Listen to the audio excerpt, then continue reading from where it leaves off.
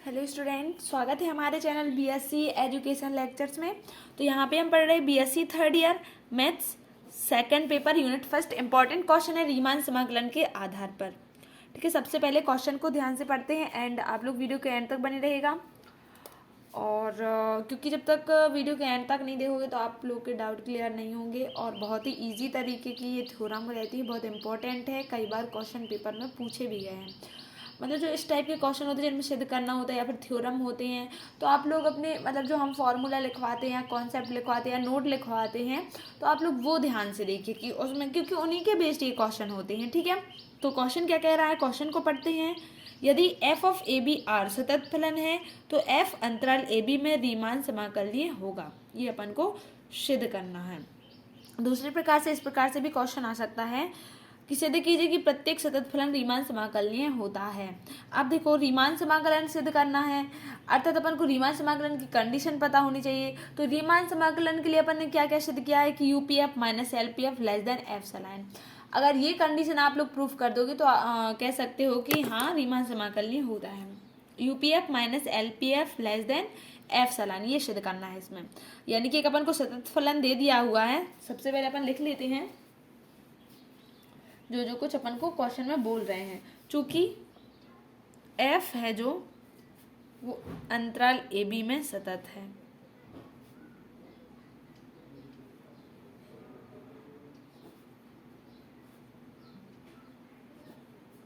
ठीक है, अतः अपन कह सकते हैं जब सतत है तो परिबद्ध होगा।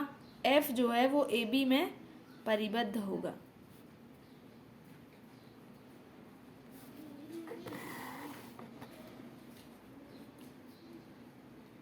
ठीक है, तो अपन को अब क्या बताना है। और जितने भी रीमान समाकलन के क्वेश्चन रहते हैं सबसे पहले तो उनको विभाजन पी की परिभाषा देनी पड़ती है। हमने पहले भी ये बोला और इसमें भी अपन को वही करना है। पहले अपन यहाँ पे विभाजन ए बी की डेफिनेशन यानी जो उसका कॉन्सेप्ट है वो यहाँ पे देंगे अपन। तब माना अंतराल ए बी, माना ए बी का विभाजन क्या है, पी। अभी इसके दो थ्योरम और हैं इसमें, वो भी इम्पोर्टेंट है, तो उसमें भी अपन को पहले विभाजन पी की डेफिनेशन देनी पड़ेगी। तब अपन लिख सकते हैं विभाजन पी की परिभाषा से।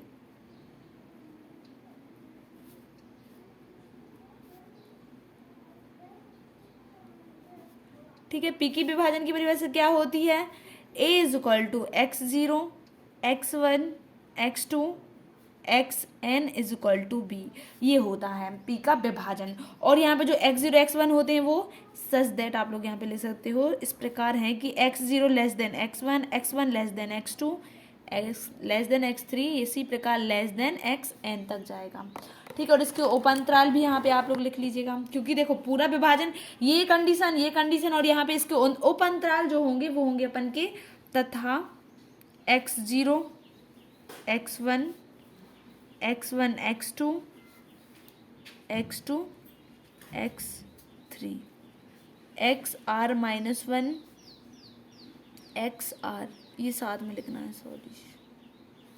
ठीक है, डैश डैश एन तक जाएगा ना तो x n minus one x n हो जाएगा।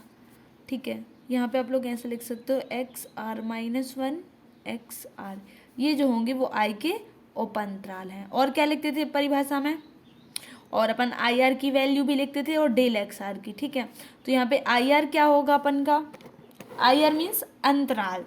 तो अंतराल जो बनेंगे वो एक्स आर माइनस वन की वैल्यू और एक्स आर की वैल्यू से बनेंगे।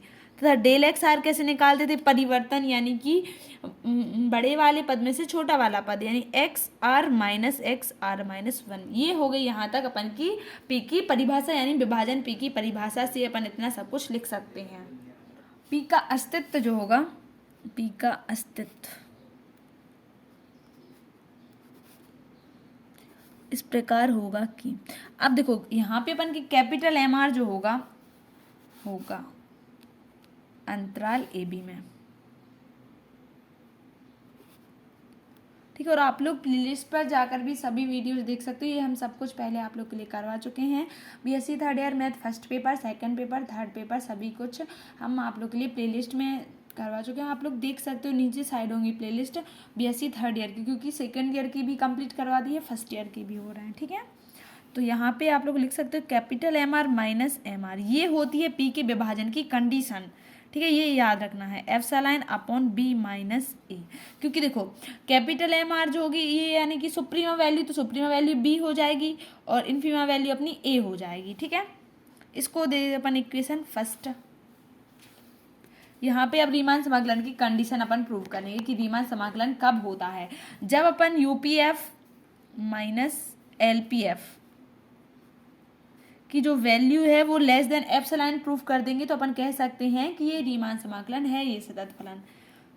तो UPF की वैल्यू क्या होती है, sigma R is equal to 1 to n, ये हम नोट में आप लोग के लिए लिखवा चुके हैं, और जो क्वेश्चंस भी पहले करो चुके हैं, ये वैल्यू आप लोग के लिए याद ही होनी चाहिए। UPF जो होता है वो होता है capital MR into del x r, minus जो LPF होता है वो होता है sigma R is equal to 1 to n small MR into del x r. ठीक है, अब देखो यहाँ पे वैल्यू पुट करते हैं, दोनों से अपन का sigma R is equal to 1 to n common आ रहा है, तो कॉमन निकाल लेते हैं। यहाँ से कैपिटल MR बचेगा माइनस स्मॉल MR, और दोनों से डेल एक्स आर भी कॉमन ले लेते हैं। ठीक है, अब देखो समीकरण 1 से अपन small capital MR minus small MR की वैल्यू क्या लिख सकते हैं, less than epsilon upon B minus A।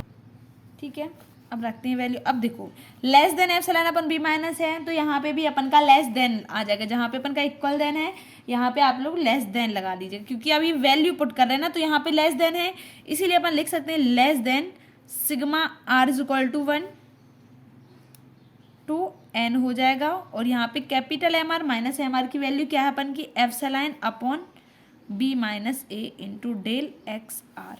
ठीक है, तो लेस देन हो जाएगा epsilon B upon minus A, epsilon upon B minus A को बाहर ले लेते हैं, अंदर क्या होगा sigma R is equal to 1 to n, और अंदर बचेगा अपन का डेल एक्स आर। अब डेल एक्स आर की वैल्यू भी निकाल लेते हैं, तो देखो A और B अंतराल ले रहे हैं, तो डेल एक्स आर माइनस 1, और अपन का इसकी वैल्यू जो होगी वो अपन की क्या होगी, x r minus 1 minus x r हो जाएगी। तो एक्स आर माइनस 1 की वैल्यू क्या अपन की, sorry x r minus x one, ये होता है इसका अंतराल। ठीक है, तो एक्स आर की वैल्यू अपनी क्या है B, और यहाँ पे अपन की A, यानी कि अपन इसके स्थान पे अपन क्या लिख सकते हैं, एप्सिलॉन B माइनस A, इसकी value upon B minus A रख। देखो यहाँ पे एक चीज कर सकते हैं अपन, यहाँ पे डेल एक्स आर की वैल्यू क्या अपन की, R is equal to 1 to n, del x r की एक्स आर माइनस 1। जब अपन R इज इक्वल टू 1 रखेंगे तो यहाँ पे क्या आ जाएगा, x1 माइनस क्या आ जाएगा अपन का x0, यानी x1 की वैल्यू क्या अपन की B है। ठीक है, तो यहाँ पे एप्सिलॉन B माइनस A, यहाँ पे अपन का जो फॉर्म वो आएगी वैल्यू वो B माइनस A आएगी, क्योंकि जो अंतराल है अपन के A और B में है, इसीलिए B माइनस A लिख सकते हैं। यहाँ से B माइनस A कैंसिल हो जाएगा, कैंसिल, यहाँ पे क्या बचेगा ओनली एप्सिलॉन। अब देखो वही आ गया ना अपन का, यहाँ पे क्या चल रहा था अपन का UPF माइनस LPF, तो यही अपन को प्रूव करना था। अतः अपन लिख सकते हैं F जो होगा वो बिलोंग करेगा अपन के अंतराल में AB में, रीमान अंतराल। ठीक है, तो अतः प्रत्येक सतत फलन रीमान समाकलन होता है।